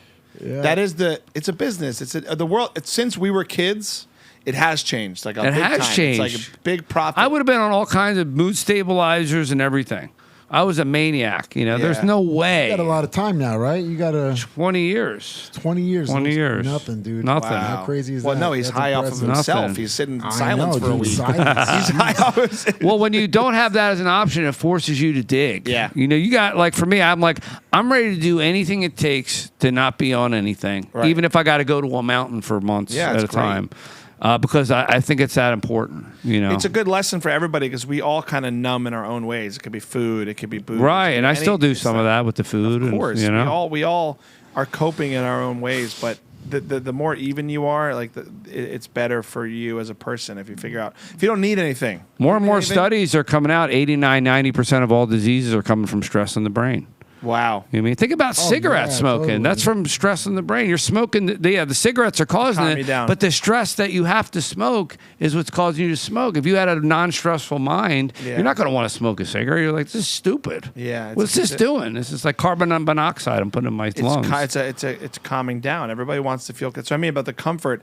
To your point about Buddhism, though, most people in America don't want to feel uncomfortable. So we'll do anything to make ourselves feel comfortable with any substance, any food, any whatever. I just want to feel better. Right. But now it's a business. It's a business that just It we is. are a business of dopamine. Think Yep. about it, not to be like super depressing. But That's it's, true. It's watch this. It's feel this. It's do this. It's Right. feel. I'm worried about my kids, man. It's way worse now for like what we have to battle for them to just like. Hey, you know what? You feel like shit. It's harder. You're gonna deal with that feeling and feel like shit, not just numb it. Right. Or they give the kid the iPad. Yeah, which we've all done as parents too. It's like, oh, because I do think we are getting lazier in doing hard things as parents too. It's like, you know what? I don't want to deal with this. A lot of parents take the thing. Yeah. Go- Drink this. Go. drink it. Go yeah. to drugs. Have sugar. A lot of times, Yeah. sugar. Go to this. Like It's true. most parents don't even want to get like their hands dirty with like the They discipline. get done work 8 hours and they just want to. They're done. We're all over- But yeah, it's Instead of going up, I got done work. Now I got to go spend an hour, take my kid, play present with catch, them. be present, turn the phones off. Because You guess know. what? That's the best drug in the world. That's for the best kids. drug in the world. Especially you growing up, the type of behavior you were. If my kids need their parents to be They do. present and loving, that's way better than any drug you keep Yeah. pumping down their throat, Yeah. right? Absolutely. But why do we not? We don't even see it. We're like, I mean, How did we do. lose that? Because I know when our families came here, they were hard workers. They came in, they started businesses, they survived. They came on boats, and then I don't know what happened. I guess. I think we're too spoiled. I think America's too spoiled. Like that's why I see people now. Not to get into the Middle Eastern conflict, but I made a joke about it on my Instagram. It's like we're so comfortable and spoiled here. Like we think social media and the things we do actually matter. Like go to a war-torn country and tell me you have time to complain and numb yourself. Like it's true. survival, I think, is a part of it. Our ancestors were surviving, Yeah. and they appreciated what they worked for. It's like we have a family meal, we have good food, we work hard for what we have. Now it's like, what's comfortable? I don't know. This is my take on it. No, that's. We're so comfortable we can complain about shit that doesn't even affect us Yeah. in the world. Like it really, like we are doing anything about it. Go to the Middle East if you want. Like you want to really help, go there. Yeah. Yeah. Let's see what you tweet about when you're there. Am I a jerk for that opinion? I mean, I'm losing work because I just lost a gig as I made a joke about this I on can't Instagram. speak. I've never been to the Middle East, but it was a very light. But my point is, I think, because you asked what it is, I do think America generationally, where we're at, we are such a spoiled country based on how we feel. And I think that's a big part of all this. And businesses know to make money off that. We're selling. Yeah. We're selling. Yep. Feeling good is the biggest commodity in America now, isn't it? The obesity epidemic started in the 70s when they started introducing industrial foods into our diets too, and that's where the dopamine started. Really, remember that revolution with the 70s? And that kind fat, of and the word fat. the fat. Yep. Taking fat out of the diet when Yeah. fat's good for you. It is you good don't for want to you. be fat. Right. You imagine telling an Italian in the 70s to not put the meat with the fat Yeah. in the sauce. In the sauce. You see how I brought that back? Yeah. In the sauce. It's Yeah. weird, man. We're not going to solve it, but it's funny talking to you about it because it's like, That's why I just keep meditating. That's what I tell people. That's Just meditate. Meditate. Learn to meditate. Learn to change your thoughts. You're a parent, right? Yeah. How My many kids son's you have? 30. That's. Yeah. I thought you were 30, dude. What the hell? No, that's the glasses. They cover everything up. See, now you see the crow's feet and everything. You know? We all got the crow, bro. Yeah. It's the Do you Italian meditate crow. before you go up on stage? Like, what's your room? Before you go up. You No, know I what I'm meditate. saying? I usually meditate at night when it's quiet. That's just when I see. That's another thing. You got to figure out when you can do it. It's like the gym. Don't try to force a schedule. Like if you I have a lot of injuries, so I like to work out later in the day because my body warms up more. Yeah. So I don't do the 6 a.m. go to the gym thing because that doesn't work for me. Yeah. So you got to find out when it's good for you. So that's a big part of if I don't do it at 6 a.m., it's ruined. Yeah. No, there's 7 a.m., there's 10. Well, we can make there's ourselves 12. feel guilty when we don't stick to things that other Right. people do. Oh, I didn't work out in the morning. I'm never going to be in shape again. You know? Yeah. So you got to figure out when. And then the 10-minute walk thing that this guy, Stan Efron, was talking about, it's a great hack. So I'll get to work a little early. They have a treadmill, so I'll put 4 miles an hour, a 10-minute walk, and I'll walk my dog for 10 minutes really fast. That's great. And I do that 3 times a day. This way, if I don't get my cardio in, at least I got those 3 10-minute walks at a high when you're in like a zone 2, zone 3. Yeah. Right around there. So you get the heart rate up. Nice. you Well, know? this also ties to my comfortability point. It's like in other countries, mainly, they're in better shape because they walk everywhere. They more walk steps. everywhere. You don't have the convenience of Ubering everywhere, driving everywhere. And even if you do, it's just the culture, the tradition. There's like blue zones in the world. You know blue zones, right? Where it's like the people live the longest. Yep. One of them is Sardinia in Italy. Yeah. Because there's a bunch of factors for blue zones. It's community. It's the exercise of the week. Everybody walks all over that island, and they all Like are Okinawa. close. That's another one. Okinawa's a blue Yeah, zone? they have 100. I think the average age is like 100 or I didn't know something. that. Yeah, Yeah, 'cause they're they like probably 100. walk Yeah, and everywhere. then the coconut oil and the diet and the But Mr. fish. Miyagi and, didn't live yeah. that long. Yep. Mr. Miyagi. Yeah, it's true. I mean, I know when I lived in New York, I was in the best shape of my life. I didn't even realize I was walking everywhere. Everywhere, man. I was just there last week, dude. I barely took a car. I was like, I missed the city. I'm gonna walk everywhere. everywhere. And I was like going up and down steps, Yeah. like in subways. It was awesome. Think about how quickly here we just forget to do human things that we're built to do because it's just comfort. It's like, I'm just gonna drive. Right. I'm just gonna sit. I'm Yeah. just gonna hang. Well, I'll here go it's kind of later. dangerous. I used to live in Hollywood, and I'd walk to that Bliss meeting. Yeah. I was like risking my life, Yeah, I know, and then the driving, smog, and I got like, there's some people on the streets that get nuts on you, and they run after you, Talk about being So distracted. I had my phone the other day, and I was parked my car, and someone was calling me. I looked down at my phone. I literally looked up. A school bus was driving full clip, like 6 inches to a foot from my body. I was like, this is bad. yeah, I was like, I better look up. Like I was just parking my car on the street. But like in LA, Wow. some of the streets like are really close Yeah. to the main. Like parked cars. There used to be a lane. You know what I mean? Dude, scary. Woke me right up. That could have clipped me right there. yeah. I've done that stuff like that a few times. You're like, man, As a parent, I'm trying to be less distracted too. I try to go. How home old with, do you have? One kid? or- 5.5 and 1 now. So 2 little Wow. girls. Okay, I still can't believe you have a 30-year-old. I'm trying to get past that, but I know. Yeah, he's like 6'2", 280 pounds too. Wow. Can you believe that came out of my balls? he could be. Can you believe that came out of my? I'm like, I'm a wizard. I made a Spartan. I got a Spartan that came Well, out it sounds of my like nuts. based on your history, you made him How many gold teeth does he have? 0. tattoos. Yeah, he's got a tattoo of a microphone that says Little Rock on it. We got tattoos together. That's cool. Ah, cool. Yeah, we got tattoos together. That's awesome. I got my love rib it. cage done, and he got one done. You're a cool dad. Look at you. Not according to the kids, and this is one thing you're going to experience. I'm like, you think, oh, you're a comedian, you're cool, like I'm hip. They never think you're cool. No. They never think you're cool, man. Oh, They, that sucks. yeah. They My son, can't. oh, my dad, could you stop doing jokes? It's like really embarrassing. I'm like, all my friends are looking at your YouTube and laughing. Yeah, It's yeah. really embarrassing. Stop it. I'm like, isn't that cool? Like, Yeah. career day, it's like, why couldn't you be a doctor or something, Right. or secretary? If I could be a doctor, I would have. You fuck. Yeah. I'm holding on to my daughter being 5 because she she is not there yet where she thinks I'm uncool. Like Oh, she still yeah. thinks it's cute. Yeah, See? so she's like 11 or 12. Yeah. We actually just I brought in a bunch of dough balls. You appreciate this. I did pizza for the class, and all the kids made their own dough balls. No way. I made the dough, but they all spread it out and stuff. It was and she was like, Wow. the look on my daughter's face, she's never been more proud. And me and my wife were just Wow, like, that's we're nice. very Italian. So we make pizza at home. But, in LA, I kind of want her to be that kid. Like, it's almost like we're more rare. Yeah. with that traditional stuff. Right. I make her do the dough balls. I make her do pies with me, get her hands dirty. You got to do Brings all people that. together too, man, Yeah, and dude. it's so much better for you when you're making your own food, and you know the reward of it, and that I get the Sinatra on, and I'm in the course. kitchen. I take my time. People are like, you should open a restaurant. I'm like, no, man, this is my hobby. Like Yeah. you don't want to make your hobbies your profession. I'm the same. I always know? joke about possibly opening, but it would lose its luster. I take my It'd be- time. I don't want to sit there and like, oh man, I gotta get food costs, and oh we're out of pepperoni. No, shipping. You don't want to. You don't want to be You in want the food yeah. business. Here's what's going to come from this podcast episode with you. We're going to do a pizza night together. We're going to do like your dough and mine. We're going to have a little mixer. Dough off. But Rico's got to be a sous chef. Rico always comes over and just eats. He never helps. Bullshit. I help Sounds like clean up Rico. all the time. Oh, What he are you helps clean talking up. about? Sounds like He's Rico. right. I help He's clean right. up. He's Why right. you getting so defensive? He doesn't. Jeez, this guy's got 6 packs. Listen, forgive No, I him. don't. Forgive him. He doesn't meditate. He was 0 to 1,000. Yeah. What are you talking Yeah. about? Yeah. I'm the opposite. Like I said, I didn't realize how much far apart we were. Yeah, I got a long way to go. Like if you started meditating, you probably get a lot better quicker.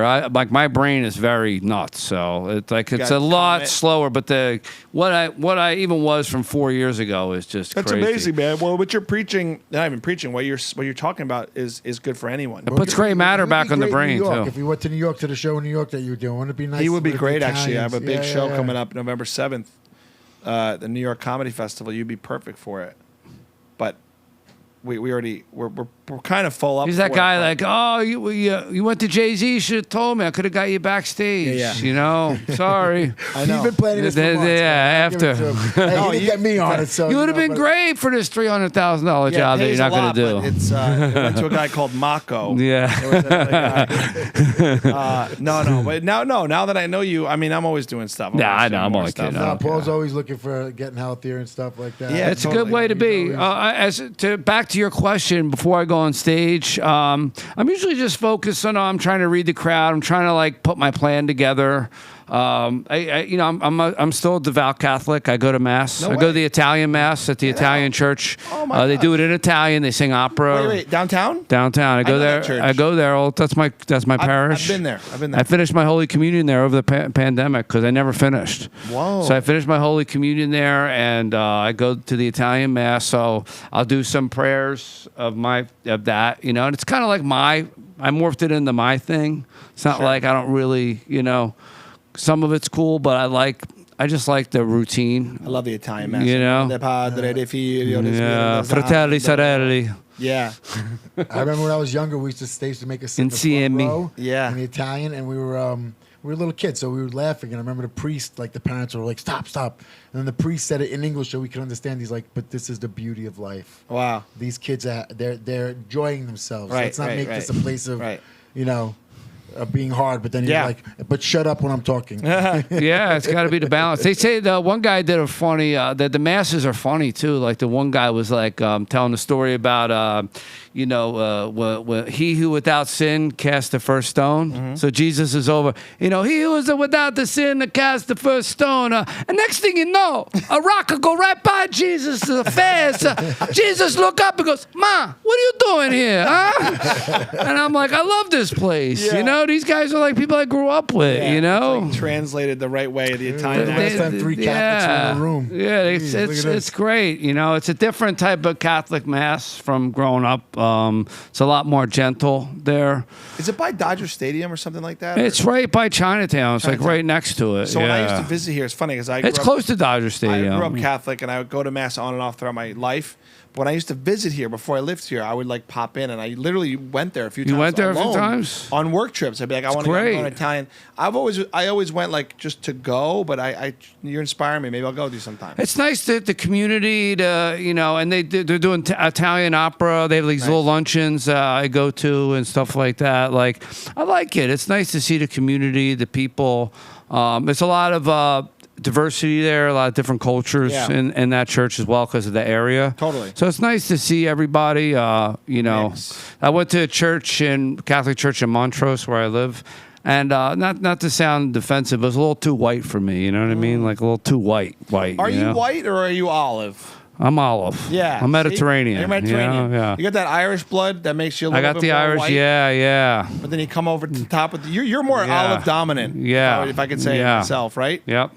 He's good because we're similar. I got a little Irish. Yeah, in me, because it's too. like, and people talk about racism. I don't know how many racist things you heard as a kid. WAP, without papers, skinny, All dago, of it. like, and so it's weird to see how like this stuff's holding people down so much. Well, people pretend also, and Rico and I have talked about this, that like Italians have always had it easy in America because we look white, and we are if you get pulled over, we're white. Think about it. Yeah, it's true. But our ancestors, true. when they came over, had it as they had very it rough, hard. man. Had it rough. Yeah. Even though, there's a whole Especially working on the docks and everything when they started. Like I was reading this book about the Westies, and they would just like be like, look at all these like non-white people. We're gonna beat them up and this and that. Oh yeah.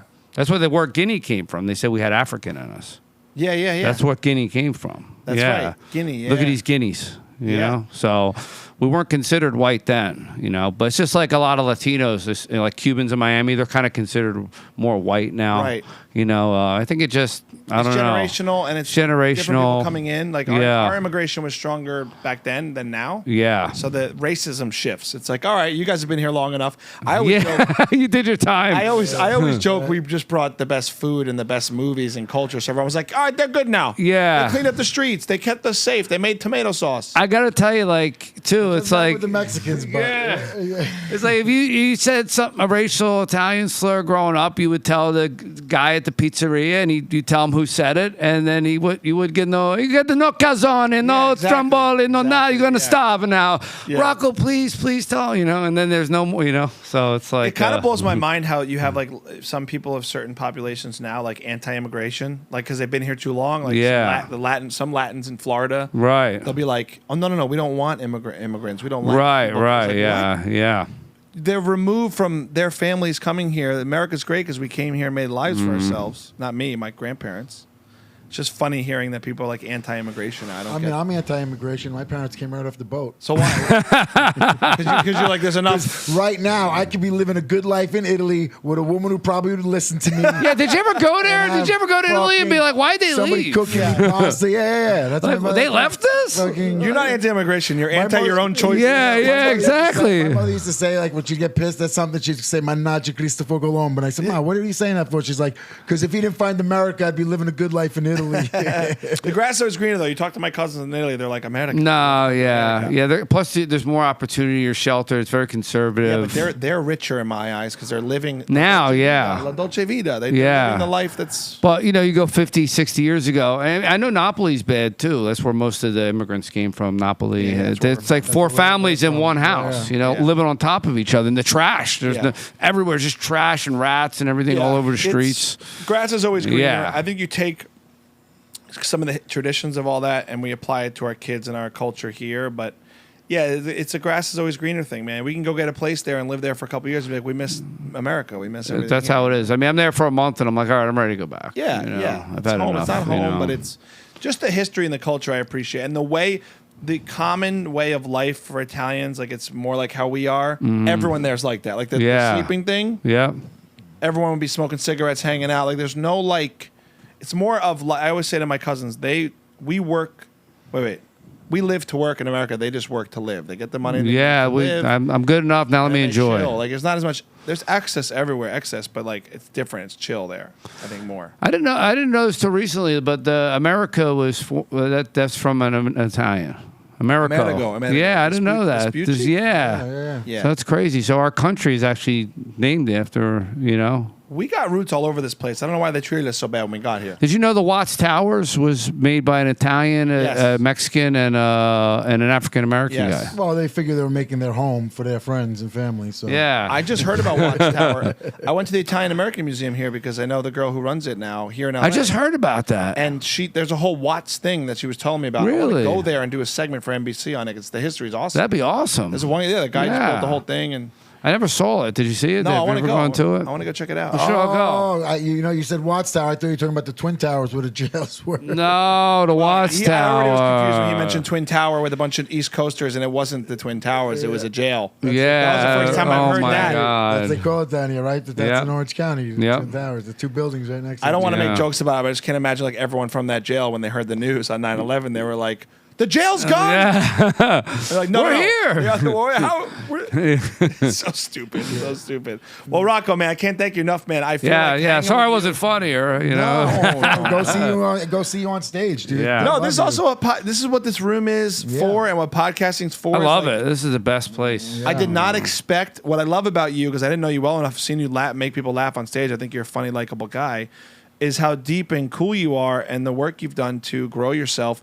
That's awesome, man. That's inspirational for everybody listening and watching. You want to better yourself. I just got lucky, you know, but I appreciate it. Well, But, you know, followed, It's one of those things too. Like he doesn't, he's just a cool, fun guy when you're out. You know what I'm saying? Like he's not like preaching this like all the time or anything. Yeah. Like this is the most I've ever heard him talking about. You're it or also good, whatnot. yeah. Like unless you ask him, he's not going to bring it up. Like, Yeah. you know what I'm saying? He's not like Jehovah's Witness about it. Yeah, you got to do this. Yeah. You got to try He this. sees me in a you chili know? cheese dog. He's not going to be like, "That's bad for you." He's Well, gonna be like, he- "I bet that's delicious." He And I'm did like, come "It in with a surely is." basket though, or church donations for the Italian church on the way in here. He's like, "Just give a donation for the church." But I'm not preaching. But no, I think you're a good example of kind of finding what works for you and pursuing that and doing the Yeah. inner work. And It's a fucking miracle. Listen, He's a miracle. You're alive. There's a lot of You're ways to here. get up that tree. You know what I mean? Yeah. So you just got to stick with one. My meditation teacher would say, find one thing and go for it. Because if you keep going a little bit here, a little bit there, a little bit there, if you're digging for a well, you'll never get water. Right. Find one well, dig, try the water. If you don't like it, go to another well. But you got to at least dig deep on one well before you go to the next Totally, well. yeah. And that's what everybody's doing now. The new thing, they do 1 week of this, 2 weeks of that, 3 days of it. Find one thing, become a black belt in that one thing. And then move, you don't like it, move on to the next Yeah. thing. That's my advice. It's the comfort thing too. It's like stick with it. We get so uncomfortable, we just abandon things that are Yeah. good for us. I love that mentality. I want to feel that. I want to be black belt in comedy. Like you're reminding me, like get better at stand up. Like work at it. You have to work at it. Yeah. That's like jokes. Get 5 minutes and really master that 5 Exactly. minutes Yeah. before you start moving on. And that's a mistake I do too. Yeah. I'm like, just want to do new stuff all the time. Yeah, that's not good either. I feel like learning about the craft, like I think a lot of people's mistake. They have a great 5 minutes and then they're like, "Okay, cool. I don't want to do that again." I'm like, but nobody in the room that's here today Doesn't matter. saw that 5 Doesn't minutes. matter, yeah. Last week. Yeah. Also, so- if you're an undeniable stand up with 5 minutes, you're gonna grow it over time. But like you gotta perfect it one piece at a time. You know. Yeah, and I'll be like, well, this comedian saw it. He's going to think, oh, he's doing the same stuff again. Like, that's stupid. Why do I think that? Like, just do, have a good set. And, if you have an opportunity to get something new in, I work it in. But, like, No one cares as much as we do. Yeah, If exactly. the audience is laughing, it doesn't matter. Right. We get in our heads and we Right. go, "Oh, we got to change this." Yeah, is this hacky? Is this? Or the other comedians judging me? Like, I'm more worried about what the comedians are than the audience. And they're the ones paying and showing Doesn't up. matter. Yeah. I don't even want to subscribe to like the hacky thing anymore, because you know what? If we're making people laugh, I don't care if you think it's hacky. I got the audience laughing. Yeah, they What are you paid for gonna do? parking. They drove. They took time out of their day. Like, I want to give them the best experience. Exactly. Exactly. Speaking of, where can everybody follow you? Make sure everyone follows Rocco. Check him out on stage. Rocco Comedy, ROCCO Comedy, everything, all handles. I love doing shows with you, man. I hope to do more with you in the future. Thanks for coming Yeah. to hang. Next time we hang, we may film it. We're going to do pizza. We're going to do We a may little cook film night. it. Yeah, We are we'll do a little filming it. We're filming. filming it. At the Yeah, why pizza. not? Yeah, We're we'll do filming it. now. Pizza We're night? doing pizza. We're going to film pizza. I love Yeah, it. yeah. It's fucking great. Thanks for coming by, man. A little Rocco and Rico today, everybody. Whoa. Rocco, Thanks for coming. Rico, Rocco.